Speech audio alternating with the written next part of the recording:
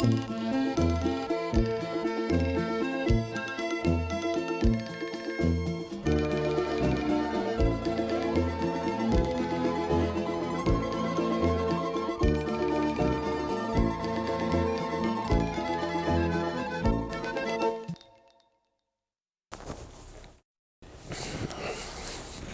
in a place called Molybka.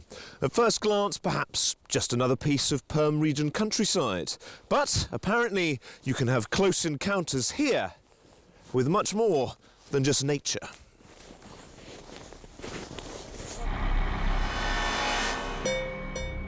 Molybka is Perm's version of Area 51. Flying saucers, alien encounters, and unusual goings-on have all been reported here. And I wanted to see if there was anything to it. Now, if you're going to look for extraterrestrials around here, then it helps if you're with people who know what they're doing. And with Nikolai and Valery here, I've got two of the most experienced alien hunters in the business. Strange things happen in Molybka. It's supposed to have its own equivalent of the Bermuda Triangle. Some even believe that it's a gateway to a parallel universe. And Valery and Nikolai believe they can prove all is not what it seems here. It's pretty tricky walking conditions through here. But this part is supposed to be the most active, anomalous zone. So if something weird is going to happen, it's very likely to happen right here. And Nikolai has an instrument he thinks shows up discrepancies in the area's energy fields. Battle through the forest. No. I have brought a few devices with me. Check this out. This one is interesting because it detects things we can't normally see. Yes, there's a pulsing signal. Try scanning around. So you've got kind of like a pop, pop, pop, pop, pop, pop, pop, pop, pop sound, which gets a lot faster when I move it up there. The tone will vary. There is infrared radiation here. It may affect the operation of appliances and even the human body. When you take a photo, sometimes spheres appear. There is an anomaly here for sure. We can hear it. There was certainly something strange afoot, and Valery had yet more tales of the unexpected for me. Several years ago, I came across strange markings in the snow. This is what they looked like. Snow was only here. In this place, it seemed to have evaporated. There was no snow here. So I saw two squares and something looking like this.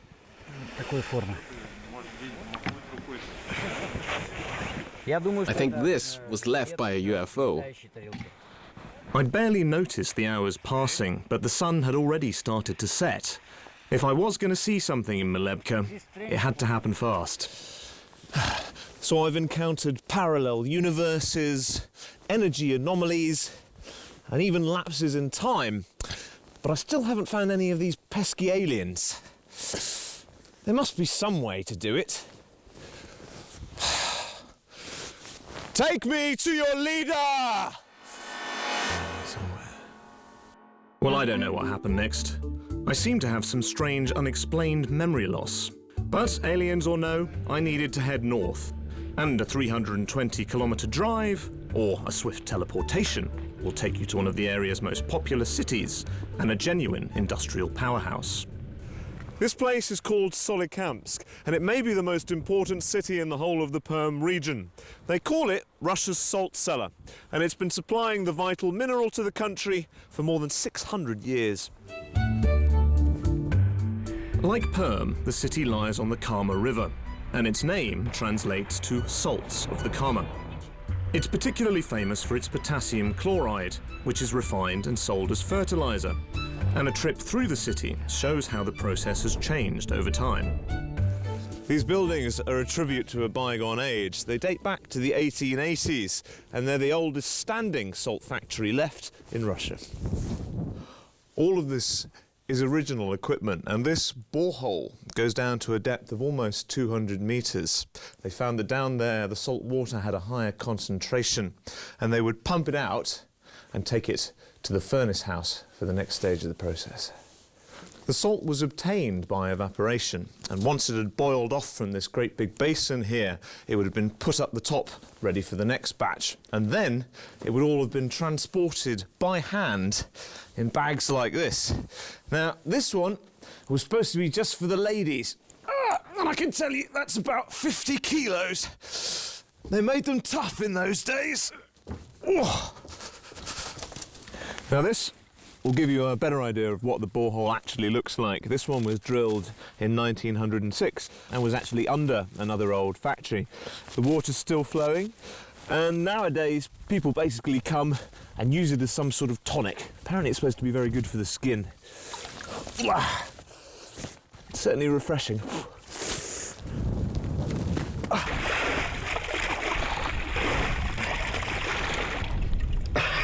What? But times have most definitely changed. Nowadays, of course, the salt production is a bit more sophisticated. So, Alexander and I are about to take a tour of the largest capacity salt mine in the world. It's starting to get a little bit dark, so best to turn this on now. We're going down about 425 metres. Apparently, the ride should take about 2 minutes. Got our little tank awaiting us over there, maybe. Any fun? You done? Yeah.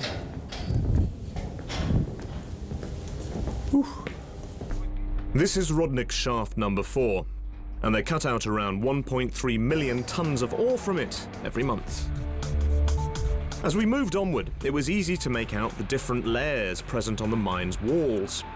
It's believed that they're the deposits of an ancient sea that flowed through this region around 250 million years ago, and they have some seriously heavy equipment to collect them. Now this massive drilling machine is the shaft's workhorse.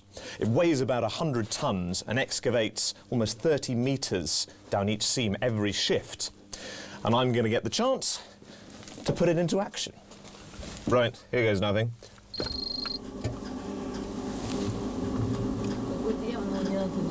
It's quite quiet. Aha! There we go. You see? And once it gets going, it needs to be emptied pretty quickly.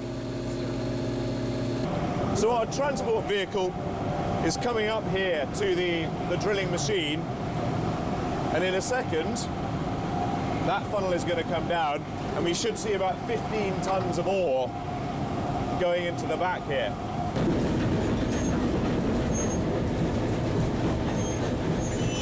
That dust gets everywhere.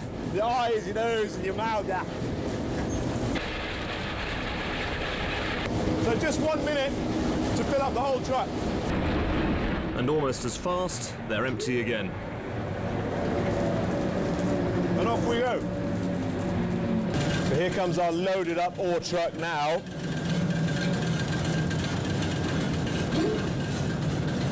Let's get it into position.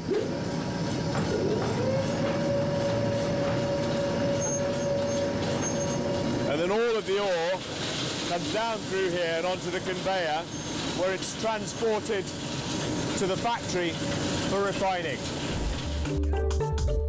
Despite its massive output, it's believed this mine contains enough salt to last another 40 years. And there are storerooms to make sure that production continues around the clock. But for Alexander and the boys, the shift was nearly finished. I can't get over the sheer size and scale of this storeroom. It's about 20 metres high and almost 200 metres long. It's like something out of a Hollywood horror movie. I keep thinking that something's going to jump out at me from the shadows. But just thinking about the scale of the work that must be required to fill this with ore makes me tired. So I think, on that note, it's probably time for a well-earned cup of tea. And after the journey back to the capital, Perm, I thought I deserved a bite to eat too.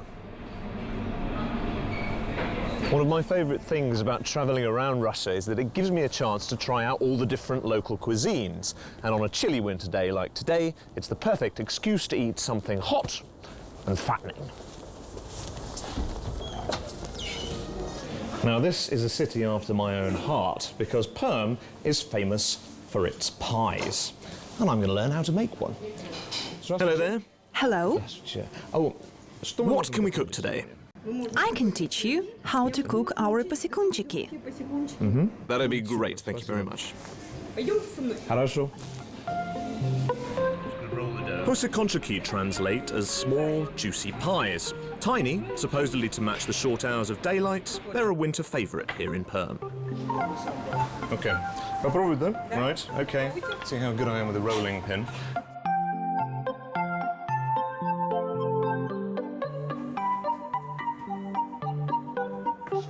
And then the contents is spooned in. So we've got minced chicken breasts with some onions in there as well, and a bit of cream, and that's going to make up our filling. Sounds good, doesn't it? Once each has a generous dollop, the edges are sealed and crimped into a shape that reminded me of home. I think my West Country roots help here. Used to working with the pasties, or at least used to eating the pasties. Each one is handmade and has the reputation of being the best in the city. The restaurant serves them to around 50 guests a night. So we get to the best bit now. Frying them in lots of oil. Always makes food taste better. And after just a couple of minutes, they're ready to be plated up and served with their special sauce. A proper Perm treat. Это соус с горчицей. Okay, so mustard and vinegar.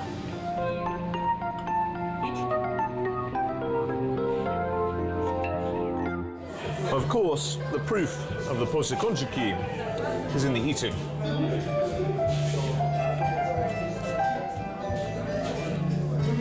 I think I'm definitely going to be packing on the winter insulation with these.